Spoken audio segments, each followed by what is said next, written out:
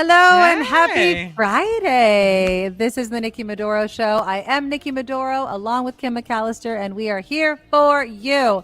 And boy, do we have a show. We will touch on the protests. Kim McAllister got a message from someone in her real personal life that's also a fan of the show that we wanted to address real quickly. Of course, I'll play you a little bit President Biden's address to the nation, which was a bit earlier. I think we had mentioned earlier this week that Biden's going to make a more formal address, but he did come out and say something about the protests happening on college campuses. So we will touch on that. Former President Trump, his hush money trial is still going. I don't know about you, but it's like every single day I'm like, am I tired of it yet? No, it's a total S show. So we will delve on that. I have a couple of Florida stories, and one has to do with our Friday, kind of a Friday food segment topic. So we'll do that. And then I do have something to finish off the show, more fun and delicious for our Friday food segment. So that's all coming up. Click that thumbs up button and hit that subscribe button if you want to keep seeing the Nikki Maduro Show right here.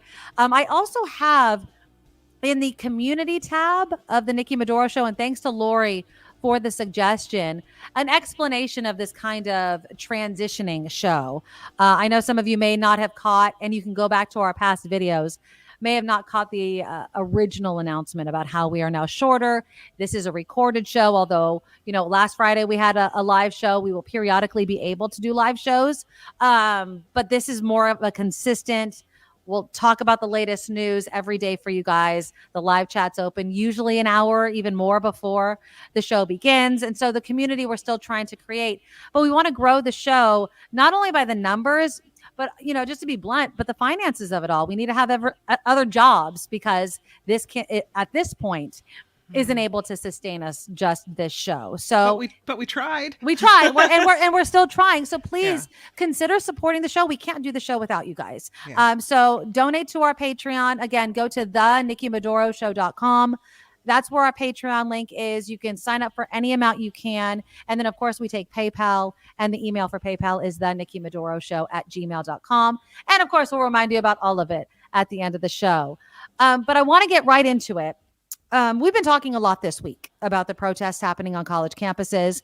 It's hit a kind of crescendo, as they say, so much so that President Biden, who was not planning on addressing the nation again until next week, told kind of his riders, like, we need to come out with a statement. And he came out, and this is just a portion of what the president said.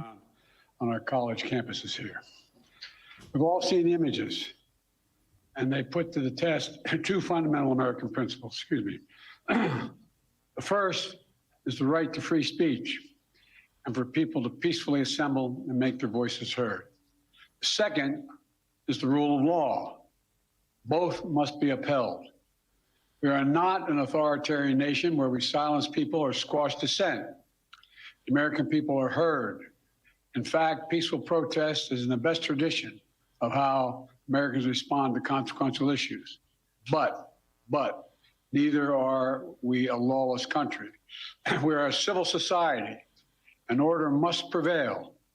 Throughout our history, we've often faced moments like this because we are a big, diverse, free-thinking, and freedom-loving nation. So when he was speaking, Kim, I kept being reminded, and of course that was on X that I got that, and of course you read the comments, and people were, and I jumped there myself, the George Floyd protests, where a good cause, also a lot of violence and destruction and vandalism. Here are just a couple of the images of the vandalism, and this is just at UCLA. Okay, obviously at other campuses it was happening as well. I mean, this is just a video. I mean, there's graffiti, obviously tents attached to the poles. Some of the language is awful. Some of it's, calling people Nazis and things like that. So that's just one instance of the type of vandalism and destruction that's happening at UCLA at a time when, as is often the case with issues like this, people may not fully agree.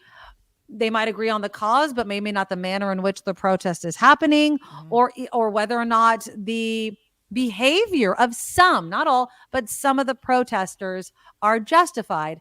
And then, Kim, you received a message from someone that you actually know in your real life. I did. And let me just preface this by saying this is a woman that I went to junior high with and my freshman year of high school before I moved to Santa Cruz to live with my dad.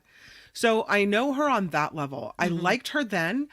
I like her now. Since high school, she has gone on to have kids, and Right. they were always like working as coaches in activities that my kids were involved in.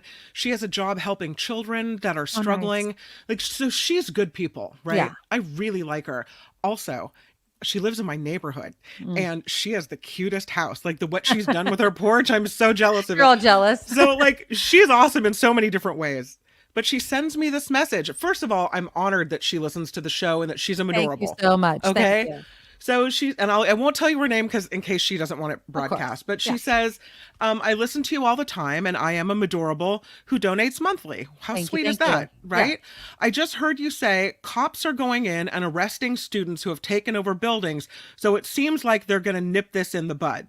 And that's what she takes issue with is that I said, nip this in the bud. When I said nip this in the bud, I meant lawlessness, fighting Yes, on the campus. all We that kind showed of stuff. pictures yesterday of them throwing firecrackers, so fire danger. But okay, so that's, I did say that Mhm. and I own it. All Right. right. She said these students are exercising their First Amendment rights to protest. I Mhm. agree. She said they are protesting the murder of children paid for by our government. Mhm. If you don't think that, I would ask that you look at where Israel's getting their weapons and the fact that our taxpayer money that we pay to the government may be going to give some of the weapons to them that they're Yeah, using against absolutely. people. Okay. Yes. So We're I'm on funneling board with, weapons to Israel. right. Yes. I'm on board with that. And she said, this is not something to be nipped in the bud. And when we are upset about broken windows, but not about mass graves, there is a big problem. Mm. Case in point, I can be really upset about mass graves and also not want windows broken here in California or on college campuses where people are being educated. I don't Right. think those two things are mutually exclusive. She said, are we supposed to believe that the young people working to end mass slaughter are the threat and the riot squad sent to brutalize them are the peacekeepers? Ooh, That's good a question. really, really powerful statement. And it had me thinking all day long. And I thought to myself, when I saw the police in riot gear, they're there because people are fighting, because there's violence breaking out, because it's not safe anymore what's happening there. Yeah. I don't see them as being sent to brutalize. I do see them there as to keep the peace. So I think that's where we part company. And a message to you, and you know who you are. I hope we can disagree on that point and still understand each other and respect each other, because I respect your viewpoint.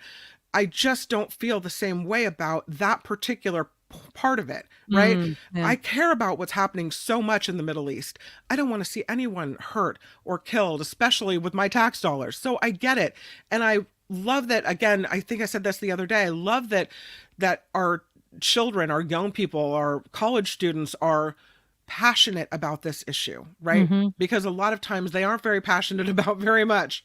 So I love that they feel, and I love that they care, and I love that there is empathy for people in the world. But I do think you can't cross the line of lawlessness. I agree with the president, where there has to be a balance of, we're able to protest, we're able to have our voices heard, but we're not able to cross that line and break things and vandalize and hurt each other and possibly start fires. And I know what's going on in the Middle East is tame compared to all that, but I don't think that makes it right to do that here.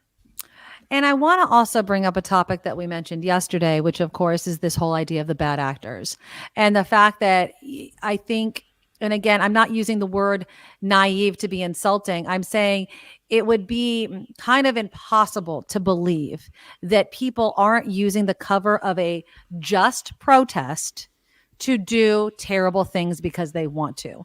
They're not there to stop the killing in Gaza. They're there to hate on Jewish people. Does that make sense? Yeah. Those two things can be happening within the same protest. And I think, especially, what we were hearing out in New York and other places is, and it's how much you choose to believe, the information. I'm sure that there are people that are about to hear what I'm saying and saying that's BS. They're using that as an excuse to brutalize students. But there is evidence, according to those in charge, that people have infiltrated these protests and are kind of ramping up the violence to kind of take control. And again, like I mentioned yesterday, lose the message within the violence, the protests, the flashbangs, all of that. Now we're not talking anymore, right, about Gaza. Now we're not talking about famine. We're not talking about that. What are we talking about? We're talking about protesters who aren't actually the point of the protest, right? It's what the reporters always say. You don't want to make yourself the story.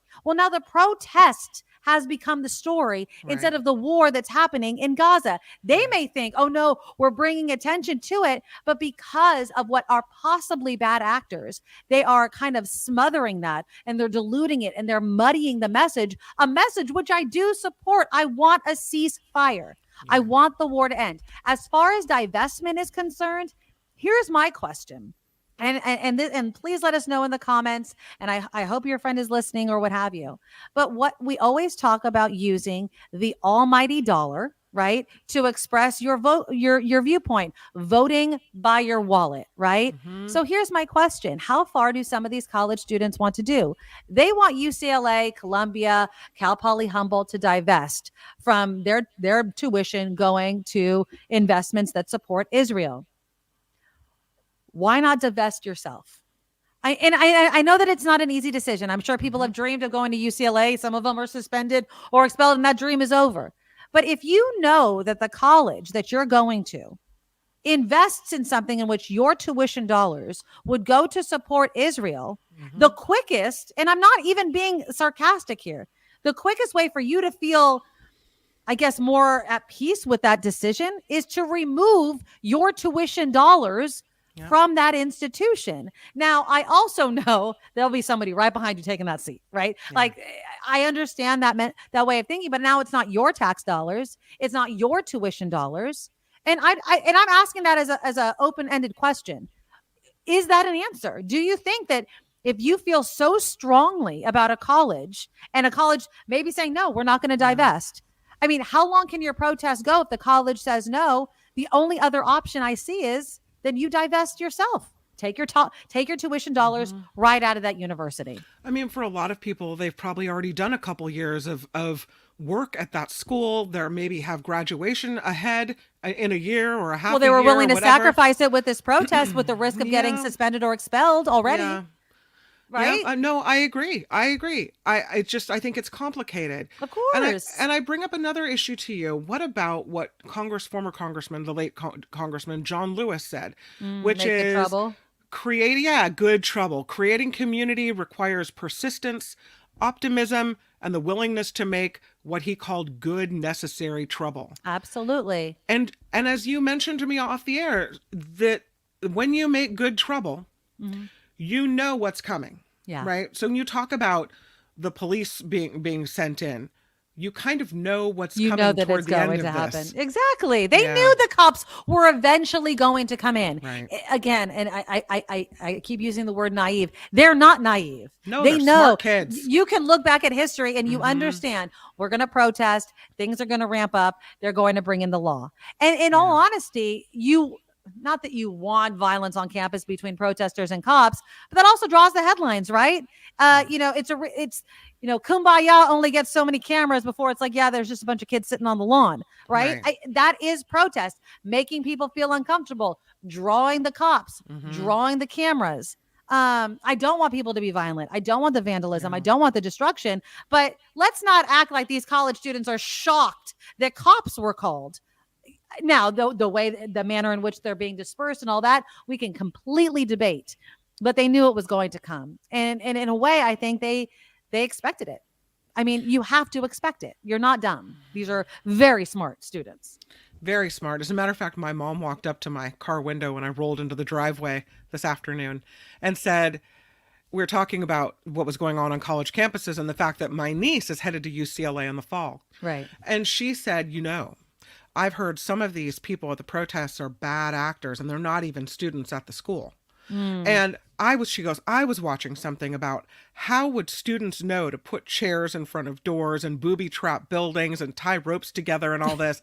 And I thought, have you met your niece? Like, these are smart kids, and all of that, all the tactics of a good protest, that's all on the internet. I mean, I don't think not only that, they grow up in the age of school shootings where what is the number one thing that they tell kids to do is to block the door. So sadly, they've been trained for this within our own school system. So there you go. I also have to say, and I don't know where I'm going with this, so bear with me for a second, but I feel like hopeless. Don't want to cry over it, but it moves me to tears how hopeless I feel over the conflict between Israel and the Palestinian people. Yeah. I've seen it flare up over and over again in my lifetime. Yes. And I'm hopeless that there will ever be a solution. Right. I really feel like there's nothing we can do. Now, can we help broker a ceasefire? Yes. Can we keep our money from being used for weapons? Sure. Possibly, but that conflict between those two groups of people, I don't think we can do anything about it. I think that's between they have to come to some decision themselves, because we've tried to broker Middle East peace. We've tried to do this and nothing ever sticks. Yeah. What I don't want is to have that anger and that, I don't know, kind of hopeless conflict brought here to America, where someone who is of Jewish descent can go into a restaurant where they're serving food of, from an Arab country, and they can have wonderful discussions, or a Palestinian restaurant or whatever. And it's an open dialogue and discussion, and they may not agree, but it's not, we want to kill each other, right? Yeah. But when you see these tempers flaring like this, where these groups of kids are attacking each other with violence, hitting each other and such, I worry that then we're creating a group of people where this generation where this conflict never gets solved here either. Yeah. Does that make any sense? It absolutely makes sense. Okay. And and sadly, I feel for you, and I don't want to seem hopeless either, but this has been generations, right? Yeah. This is a very long history, before we were born type of history. And, it's one of those things where, again, not experts. We're not experts on this whole history. John Rothman is the expert that you want to talk to about Israel's side and all those sorts of things. But I feel you as a mom, as a parent, you just wish, and again, it seems so simplistic, but can't you guys, the whole peace in the Middle East, I pray for peace in the Middle East. It has become cliche, sadly, to say that. I pray for peace in the Middle East, because it seems like it'll never happen, that all you can do is pray to the Almighty, however you believe, that there is going to be some solution to this conflict that's been going on for so long. And so, I feel you, I'm happy that students are engaged. Again, I do feel like the message has been muddled. I do think that a ceasefire needs to happen now. Ceasefire now. I think we should all be able to agree on. I really do. Let the hostages go on both sides. And it's obviously very uneven on the number of hostages held on each side, but there are, and I don't care if you have one of my children, that is 1 million people to me. You know what I mean? These are human beings we're talking about. And so, I just want the conflict to end so the conversation can start. And I hope that can happen, but I don't see that happening. But every day, hopefully it gets better. Again, obviously, some of the college campuses are starting to get cleared. I don't know if people are going to start going back or whatever, but let's just hope and pray that it doesn't escalate again. Let's just hope. And I would say, if we said something you agree with or disagree with, or you have a new thought, please leave us a comment. Exactly. Leave it here on Facebook, or you can email either one of us, and we love to hear from you. So, I want new ideas, and if you can poke a hole in my line of thought, I want to know about it. Absolutely. So, and we'll put it back up. So again, you can always email the show as well, and we appreciate everybody reaching out. I want to briefly talk about Trump. The trial's underway right now. Who's Douglas Doss? I think I'm pronouncing his name right. He's a forensic analyst. He was the one that was testifying yesterday. He's going to continue his testimony again in President Donald Trump's hush money trial. Apparently, during his testimony on Thursday, prosecutors played a secret recording of Michael Cohen made of Trump in September of 2016. Cohen could be heard telling Trump, quote, "I need to open up a company for the transfer of all of that info regarding our friend David Pecker from the National Enquirer, who paid Karen McDougal $150,000 to bury negative stories about Trump." Now, Cohen informs Trump he's spoken to CFO Alan Weisselberg about the transaction and refers to financing. Trump says, like, what financing? So this conversation obviously was happening. Now, Doss works for the Manhattan District Attorney's Office and examined Cohen's phones, obtained pictures, calendar meetings, contact lists, and whatever. And then again, in another recording, Cohen is heard referencing what Trump told him about paying $130,000 to Stormy Daniels.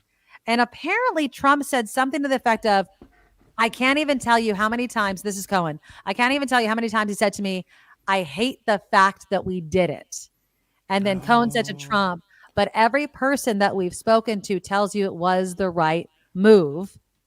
And then there's this other part of the testimony where the lawyer that represents Daniels and McDougal had wrapped up his testimony, and prosecutors showed a text message from Keith Davidson, who's the lawyer for Stormy Daniels and McDougal, had sent to the National Enquirer editor after Trump was declared the winner, and wrote, kind of like tongue in cheek, but not, "What have we done?"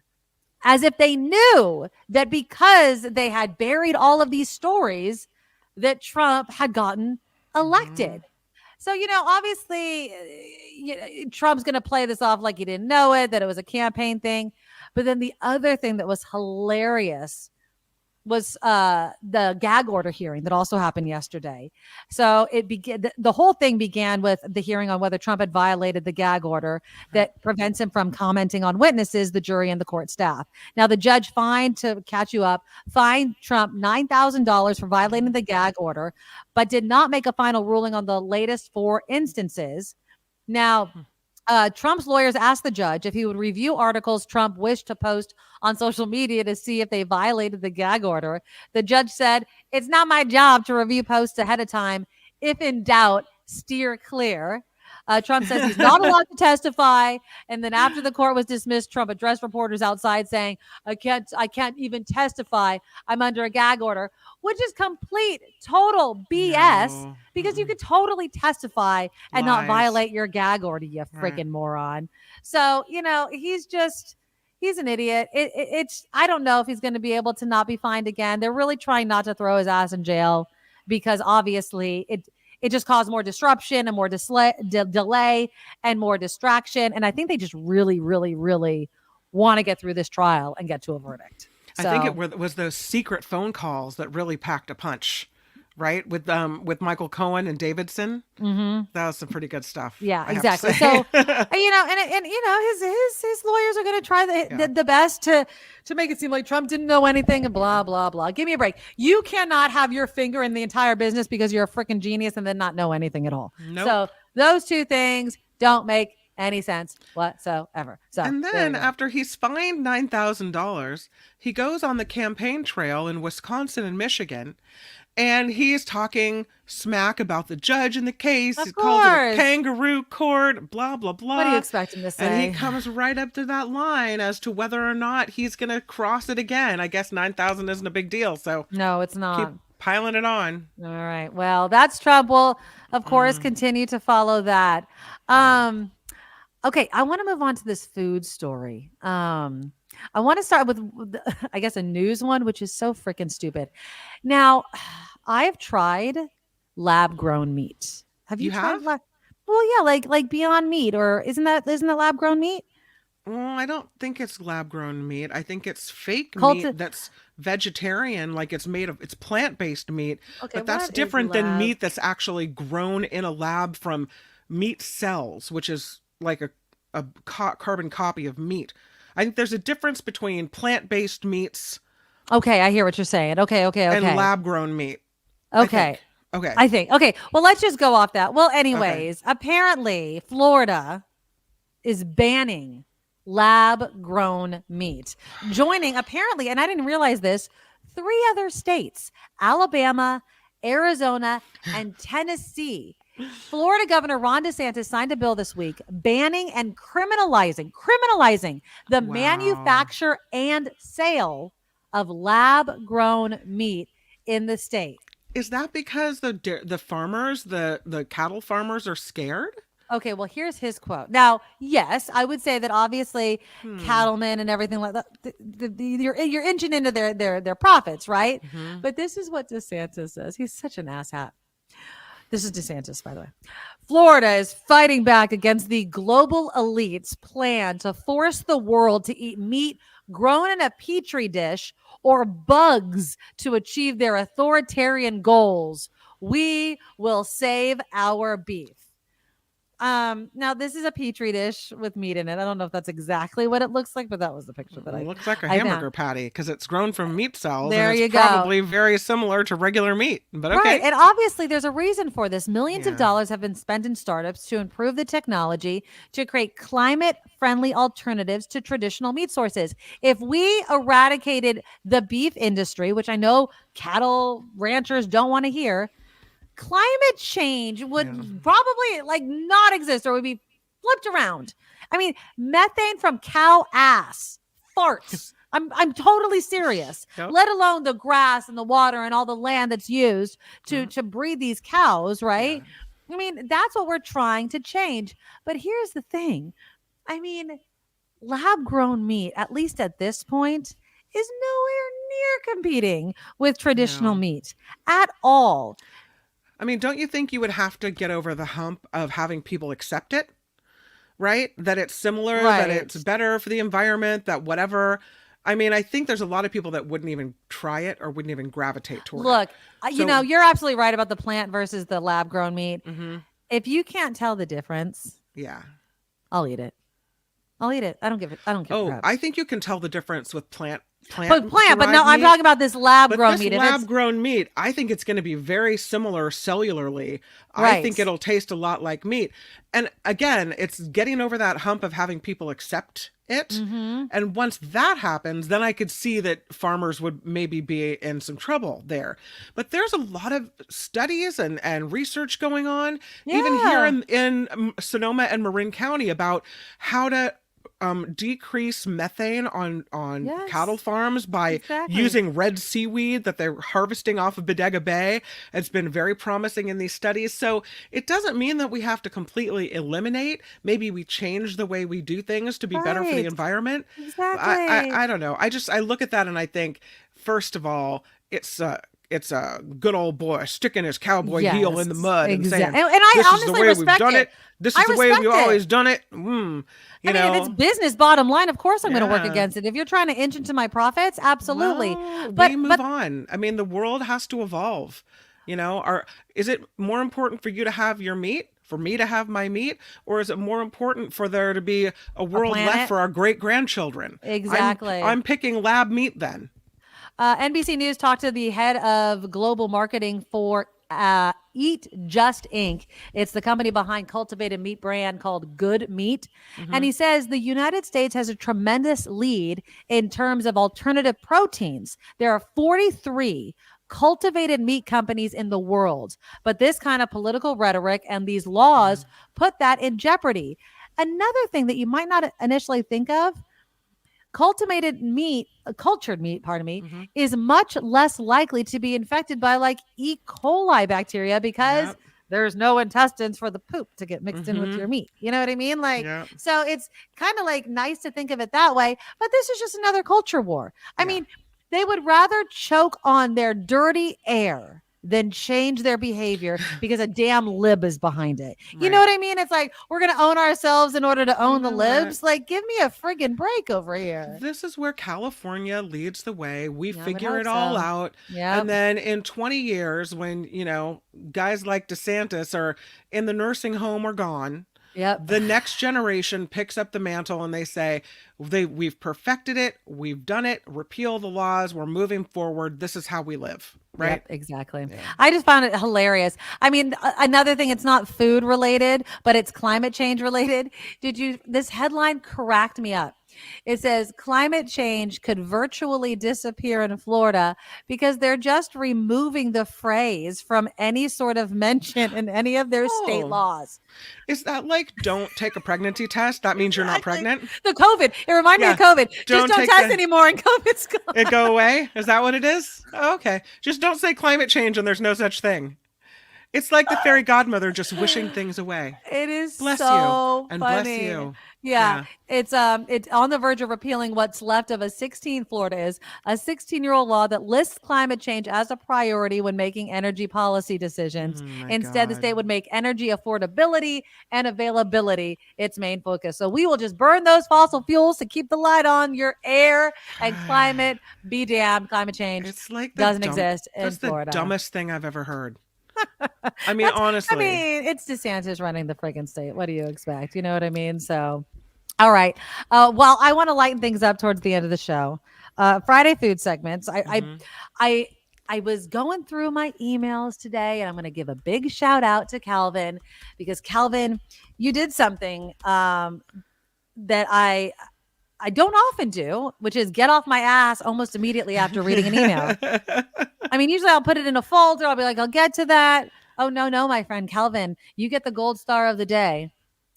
So I open up my email and the headline reads, the ChocoTaco is coming back. Yay! Now, you'll remember it's been a couple of years, nearly 2 years, since Klondike's ChocoTaco was discontinued. Now, the ChocoTaco, don't think that I'm a bandwagon fan of the ChocoTaco. It was what I got off the ice cream truck. When the ice cream man came by, I wasn't a push up. I got a ChocoTaco. It was, and the waffle cone was a little soft and oh God, it was so freaking good. And I was very disappointed. I actually had a hard time coming to terms with the reality that the ChocoTaco didn't exist, that I kept harassing my neighborhood ice cream. I'm like, you have some back there. He's like, no, they're gone. I'm like, you guys are full of crap, but whatever. So it's a limited time offer. Okay. So it's not back permanently. It's just a little moment. And it's not through Klondike. And I'm telling you, the reason why I got off my ass was I'm like, seriously, that sounds freaking delicious. Cold Stone Creamery has come out with its own ChocoTaco, but it's only available. It was starting on this past Tuesday. So it's already available. It ends on Sunday. Cinco de Mayo. I see why you were motivated here. I have it. So I was like, are they making them fresh? Like, how are they doing it? So I ran to my neighborhood Cold Stone, which is also a cool thing. Like, there's a place near Stanford that makes their own ChocoTacos. And I know like specialty places kind of make their, but this is Cold Stone. It's like a chain. Like you can just go there and there's one in your neighborhood type of thing. It was kind of spendy, and this is melting a little bit because I had it out since I started the show. It was like $7 off the ice cream truck. It's like $2. So this is a little spendy. Are they allowed to call it ChocoTaco, or is that like a copyrighted name? Ooh, I don't know. Let me see. Let me read the article. It's called Cold Stone ChocoTaco. That's what they called it. Okay. I mean, I don't see. Yeah, they're calling it ChocoTaco. So the Cold Stone Creamery's ChocoTaco is a waffle ice cream taco. Sweet cream ice cream wrapped in a waffle taco and coated with chocolate and peanuts. Again, it's only available for basically less than a week. I have it. Let's try it and rate it 1 to 10. That's a Keith Lee reference. While you take a bite, I'll ask this question. Okay. Do you think that if so many people go to Cold Stone and buy their ChocoTaco, that they'll make it more of a permanent fixture? I think they're considering it. I do think in the article that I was reading, they were considering it possibly. I think they're doing a test. Ooh, it's kind of soft. Okay. This is going to be a mess. Are you ready? I love being a mess on the radio. Okay. So here it is. Let me make sure it's a little messy. There's the top. Good. It looks better than the original. I know. Okay. So how big is my mouth? Okay. Let's see. It looks how big is my mouth. Stick it all in. It looks thicker and more robust than the original thin ChocoTaco. Oh yeah. What kind? Is it vanilla ice cream inside? And then the crispy chocolate and the chewy kind of crunchy shell. The shell could be chewier. Okay. Klondike had that on lock, but it Mhm. has tons of peanuts on it. Oh. That's bomb. All right, I'm eating that after the end of the show. Um, You might have to go run and put it in the freezer really quickly because, um, these things are precious. it's so good. It is expensive though. So I got two because I want one for my kid. $15 for two. That's expensive. Yeah, that's too much. It's a bit too much. You'd have to cut it up and like everyone has a little chunk. Nobody's doing that. Everyone's eating their own ChocoTaco. Come on, Kim. What are we? What is this? Soviet Union? Come on. Everybody gets their own. It's really, really good. I'm going to say it's not as good as the Klondike ChocoTaco. I'm just because I think it's just nostalgia. It is good though. And it's kind of like scratched that itch for me a little bit. But you know what? If I had a original ChocoTaco and the Cold Stone Creamery one, I'm going with the OG, man. It Really? bomb. Oh yeah. Oh, okay. The waffle cone. I don't know. It's maybe because it's not like frozen solid. Maybe it needs. I don't know. But the original Klondike ChocoTaco waffle, it had a little bit of a chew to it that was so good. And I don't know. It's good. You can try it. But thank you, Calvin, for giving that to me because I got scared. I was like, maybe they're going to sell out. So I went, and I was like, I'm looking around. I didn't even see a sign really in the store. I saw it online, but I didn't see it in the store. And I was like, I better not have driven my ass all the way out here and they don't have the ChocoTaco. And so I go and I'm like, do you guys have the ChocoTaco? And the girl's like looking back and she's like, yeah, we have some left. And I was like, oh, have a lot of people come in? She's like, well, we just got them yesterday and it was supposed to start on Tuesday. So I was kind of surprised. Oh, wow. And she's like, yeah, we've sold quite a few. And so I was like, you can advertise it a little bit more. God, I better get my rear end to the Cold Stone. Here's your warning. Yeah. It is good though. It is good. Yeah. And I like Cold Stone Creamery. I don't go often, but it is really, really good ice cream. So go check it out. A little bit spendy. So treat yourself on this fabulous. And this is like the Friday before the rain comes on Saturday. So it's the perfect day to go get yourself a little bit of ice cream. So can we talk about Survivor? Oh, please. Okay, so this is my guilty pleasure. I love Survivor. Oh, God. It's so funny. So hold on. Can we do a spoiler alert? We have to do a spoiler alert. Well, no, we don't have to give out the ending of the show. We're not saying who won or who lost. No, yeah, we're not going to talk about who won. So this is perfect. It's perfect. Okay, go ahead. So they have this contest, and these people are starving. They're really, really hungry. And there's this one contestant who has severe food allergies. Why she went on the show with severe food allergies and can't eat most of the things that they are given, I don't know. Kind of her problem, right? But on the show she goes. And so this reward in this reward challenge is a dinner provided by Applebee's, a place by which I don't care for. I ordered a fettuccine Alfredo once there and it came with a giant black hair in it. We call it now the hairy food, so we don't go to that restaurant. Plus I've read a story about how all their food is prepared in plastic bags. Like it's just and you know how Kim feels about the plastic. It's not fresh, it's not whatever. Okay, so that's Applebee's. But she loves Applebee's and she and her daughter go there weekly and they bond at Applebee's. And they watch Survivor together. Her daughter gets a pizza afterward. She gets a burger. She gets the burger. Yeah. And that burger that she ordered was one of the prizes. And she's the bourbon barbecue burger. Yeah, exactly. And she's hangry, I would say. Very hangry. She's like my spirit animal when I'm hangry. when you're hungry, like when you're this hungry, so all bets funny. are off. But am I allowed to play it? Are we going to get demonetized if I play a portion of this? We might. If you're watching this in replay and you see a big gap, that's where the Survivor clip goes. Go find it for yourself. But you can play it right now for all of our so I'll just play you a little chunk of it. She doesn't win the contest. The man you see here is allowed to pick 3 people. Right. He doesn't pick her. No. Even though he knows she hasn't eaten for days and days and days. And she can't food out all the time. And so she loses her mind. And I mean, everyone's just like mouth agape, like, whoa, what just happened? And I have to say, first of all, look at how angry. I have to say 2 things. I feel like I understand that she's hungry. Yes. And I understand that tensions are high on Survivor. But number one, your choice to go out there when you knew that there wasn't the type of food that you would eat because of your food allergies. Like, she can eat beef, but there's no beef out there. Like you're not unless you win a reward, you know? Number 2, she's acting very Karen-ish. Like anyone on that game owes her anything. Right? No one owes her to take them with her on the reward challenge just because they know she has a food allergy. Would it be kind? Sure.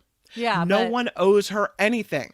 It So did for not her work to for be Q's that game. mad at him Oh yeah. and freak out, like, dude, I was reading a story. It said she said, I don't think I even got mad at my ex-husband during our divorce. Like, Yeah, I exactly. lost it. Yeah. I mean, she screamed at the beginning of it. She was just like, ah! Like, I mean, she has done what I think anybody that has truly felt hangry has wanted. And I've done that. I swear. I mean, hangry is a real thing. I've done that to my husband where I've gotten better as I've gotten older, but I just look at him like, I am not happy. I am hungry. So Yeah. forgive everything that I say in the way that I say it. Oh my But yeah, God, it was, though. you have to go and watch the episode. Even if you're not a Survivor fan, Google it because it is hilarious. So it's going to be, according to the article I read, this will be what Jeff Probst, who's the host of Survivor, said. It's going to Right. be it's going to be a meme. Oh, like, God, it's gonna this will be one of those things that will seep into our pop culture. And when you think about Applebee's, you'll think about how angry this lady got that she couldn't get her Applebee's. Yeah. And it will, not only is it great advertising for them, like that someone is this passionate about Applebee's. Oh, but yeah. it'll be the meme for hangry.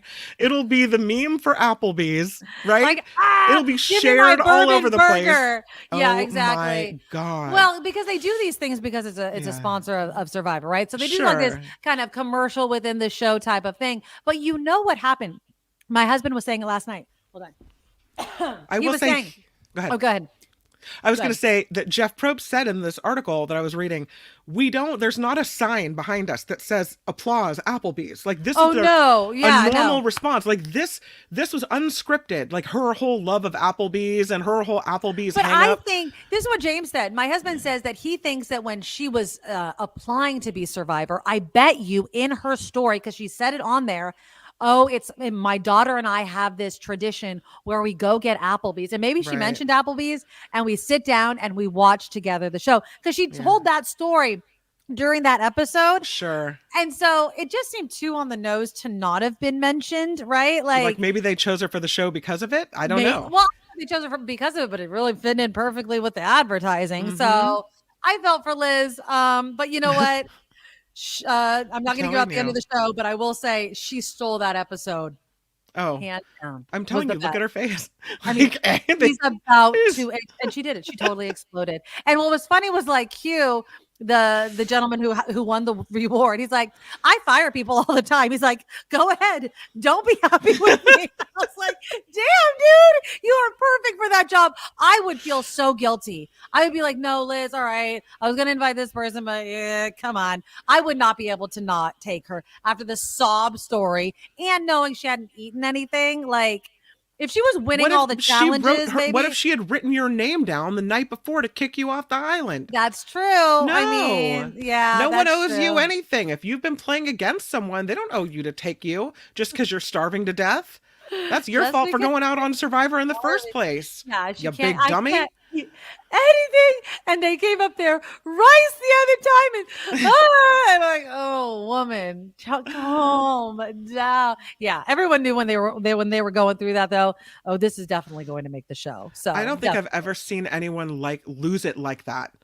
Like, I love that in show. much of a severe freak out. And so in front of everyone's face, like it wasn't even hidden. It wasn't like you were freaking out on the island one-on-one, or it was like in front of Jeff. It was during, like right after the challenge. And I think that I do think that it was a little cold of Q not to take her. But you know what? You're absolutely right. You write my name down. Who knows what's going to happen tomorrow? You didn't write my name down. You might have had your bourbon bacon burger, but you didn't get it. So bye. Sorry. No one owes you anything. If you want the Nobody owes prize, you. win the prize. That's the only way you're assured of getting anything. Right? Exactly. Oh my God. But I was thinking to myself, that's one of these moments where if you've ever had like someone get angry at each other in front of you, maybe at work, or there's some type of dispute, not even to this degree, but it's like one of these butt clenching moments where everyone in the world just like feels Oh my uncomfortable. Like God. everyone stiffens up and everyone's like, Yeah. oh, what's You got happening? mad. So uncomfortable. It's so like, oh, awkward. And I wish I could just Awkward. disappear into the fabric of life, of time.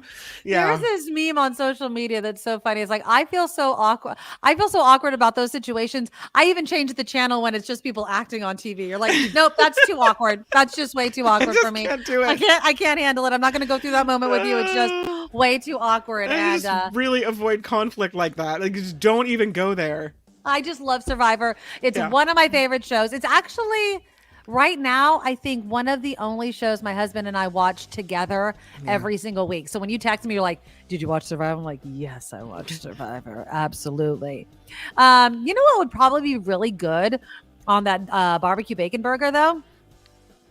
Auntie Right. Tabby's Absolutely. Island flavor barbecue sauce. So Auntie Tabby's Island barbecue sauce is one of our sponsors. Go to AuntieTabby's.com. Use the coupon code Nikki M or Nick Kim, Nikkim. Very easy to remember. And you get 10% off the hot sauces. There's pineapple, hibiscus, and then the guava barbecue sauce. I'm telling you, that sounds delicious on a burger. Are you kidding me right now? This is barbecue season, people. Stock up. AuntieTabby's.com, coupon code Nikki M, Nick Kim, however you want to remember it. Okay, you guys, I do want to just make one more reminder about the change in the show. If you go to the community tab, it has more details on it. I do still have the survey up. It's in the show notes. You guys responding to these kind of shortened show, possible, live shows here and there, but this consistent shorter show every single day. I know some of you have like, oh my God, I'm back. What's happened to the format or whatever? Yeah. We need other jobs. We're still trying to make this show work though. And so it depends on you. If you want the show to grow, if you want this community to stay, please support the show. And by doing that, becoming a Madorable. Go to our Patreon, theNikkiMadoroShow.com. The Patreon link is there. And please donate whatever you can. We appreciate each and every one of you that donate to the show. And we can't do it without you, literally. So that's the reason we need other jobs. And I'm in San Francisco sometimes. And we're just trying to figure out how to make life work while still being here and spending time with you all.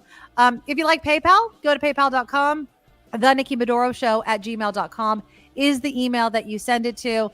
And anything that you can donate every day, every month, we really do appreciate it. Right, Kim? Please we absolutely don't forget. We so appreciate it. It means the world to us. And please don't forget to click the thumbs up. Yes. On your way out. And if you haven't subscribed, we're growing it. So please do that and share the show because that's how we get the word out and how we grow it. So exactly. Thank you. All right, everybody have a fabulous weekend. Get your ChocoTaco, shove it in your face like mine. Let me know if you think it's just as good, better, or worse than the original Klondike's ChocoTaco. If you eat those sorts of things, of course. We'll see you on Monday. Have a fabulous weekend. Bye-bye. Bye.